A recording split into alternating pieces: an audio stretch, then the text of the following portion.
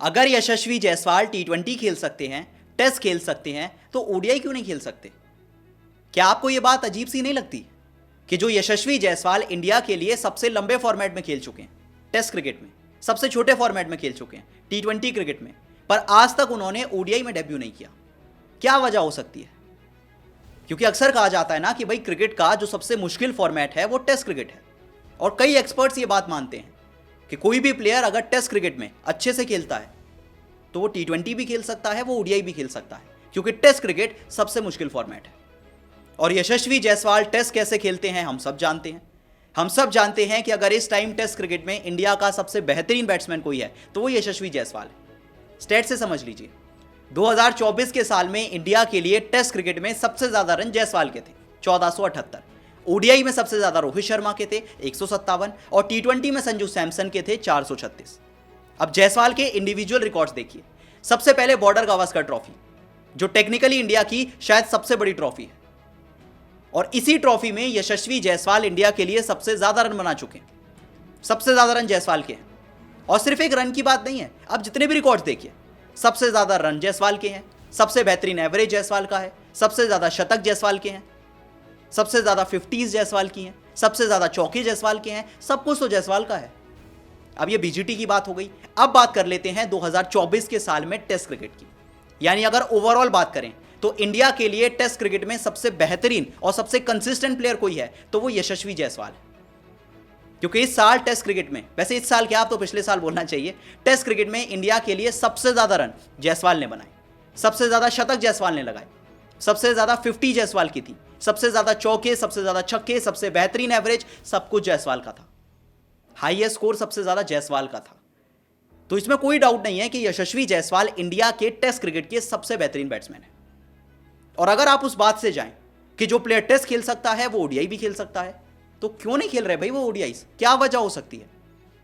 अब वैसे क्यों नहीं खेल रहे ये तो नहीं पता, पर खेलने वाले हैं बहुत जल्दी। क्योंकि अभी 24 घंटे पहले मैंने आपको अपडेट दिया था कि इंडिया और इंग्लैंड के बीच जो ओडीआई सीरीज होगी उसमें रोहित शर्मा, विराट कोहली और जसप्रीत बुमराह को रेस्ट दिया जा सकता है उनके वर्कलोड को मैनेज करने के लिए। अब रोहित शर्मा, विराट कोहली, जसप्रीत बुमराह 3 ऐसे प्लेयर्स हैं जो बहुत टाइम से खेल रहे हैं, लगातार क्रिकेट खेल रहे हैं, तो मे बी उनके वर्कलोड को मैनेज करने के लिए इंग्लैंड सीरीज में उनको आराम दिया जाए। और इंग्लैंड सीरीज एक ऐसी सीरीज है जिसके बेसिस पे चैंपियंस ट्रॉफी का सिलेक्शन होगा। चैंपियंस ट्रॉफी आने वाली है, और इंग्लैंड सीरीज एक लौती सीरीज है जो कि इंडिया को चैंपियंस ट्रॉफी से पहले खेलनी है। अब अगर रोहित नहीं है तो जाहिर सी बात है कि गिल के साथ जायसवाल ही ओपन करेंगे, तो जायसवाल का ओडीआई डेब्यू तो होने वाला है, ये तो अब कंफर्म हो चुका है। पर सवाल यह है कि अगर जायसवाल ने परफॉर्म कर दिया, जायसवाल ने रन बना दिए, तो फिर क्या होगा? ड्रॉप किसे किया जाएगा? क्या रोहित को? वो तो कैप्टन है।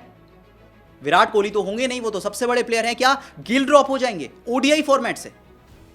मतलब टेक्निकली आप शुभमन गिल को देखें तो इंडिया के लिए एक ही फॉर्मेट है जो वो सबसे अच्छा खेलते हैं, वो है ओडीआई क्रिकेट। तो जस्ट इमेजिन कीजिए अगर यशस्वी जायसवाल ने परफॉर्म कर दिया, रन बना दिए, तो आप गिल को ड्रॉप कर देंगे। और आई थिंक ये एक ऐसी दिक्कत है जिस वजह से जायसवाल ने आज तक ओडीआई में डेब्यू नहीं किया। क्योंकि जायसवाल का इतिहास कहता है कि जब भी वो एक फॉर्मेट में आते हैं तो परमानेंट हो जाते हैं।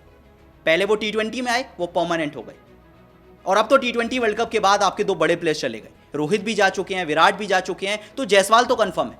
अब उनके साथ गिल खेलेंगे, सैमसन खेलेंगे, अभिषेक खेलेंगे, वो एक सवाल है। जायसवाल तो कंफर्म है, और टी20 की तरह टेस्ट में भी वो कंफर्म है। सोचिए बॉर्डर गावस्कर ट्रॉफी में कितनी डिबेट हुई कि भाई राहुल ओपन करेंगे, रोहित ओपन करेंगे, कौन ओपन करेगा, पर जायसवाल तो कंफर्म है। क्योंकि यशस्वी जायसवाल जब भी किसी फॉर्मेट में खेलते हैं तो परमानेंट हो जाते हैं, और यही वजह है कि शायद आज तक उन्होंने डेब्यू नहीं किया ओडीआई क्रिकेट में। लेकिन अब टाइम आ गया है, अब मुश्किल फैसले का टाइम आ गया है, क्योंकि इंग्लैंड सीरीज में 100% चांसेस हैं कि रोहित शर्मा की गैरमौजूदगी में जायसवाल को ओपन कराया जाएगा। और अगर कहीं यशस्वी जायसवाल चैंपियंस ट्रॉफी अच्छी खेल गए तो फिर बड़ी दिक्कत होगी, क्योंकि आपको या तो रोहित को ड्रॉप करना पड़ेगा, या तो गिल को ड्रॉप करना पड़ेगा, या तो विराट को करना पड़ेगा। तो गिल ही होंगे। टेस्ट में भी गिल हुए थे, यहां भी गिल ही होंगे। और एक्चुअली अगर आप ओडीआई वर्ल्ड कप देखें 2023 का, तो गिल भी अच्छा खेले थे, रोहित भी अच्छा खेले थे, विराट भी अच्छा खेले थे। तो एक प्रॉब्लम ऑफ प्लेंटी होने वाली है बहुत जल्द। ऐसे में आप बताइए, एक अजम्पशन के साथ चलते हैं कि अगर यशस्वी जायसवाल इंग्लैंड सीरीज में खेलते हैं, परफॉर्म करते हैं, अच्छा खेलते हैं, तो चैंपियंस ट्रॉफी में आपका टॉप ऑर्डर क्या होगा? रोहित शर्मा, विराट कोहली, शुभमन गिल, यशस्वी जायसवाल, आपके टॉप 3 कौन होंगे? मुझे कमेंट सेक्शन में जरूर बताएं और वीडियो पसंद आई तो वीडियो को लाइक और शेयर जरूर करें।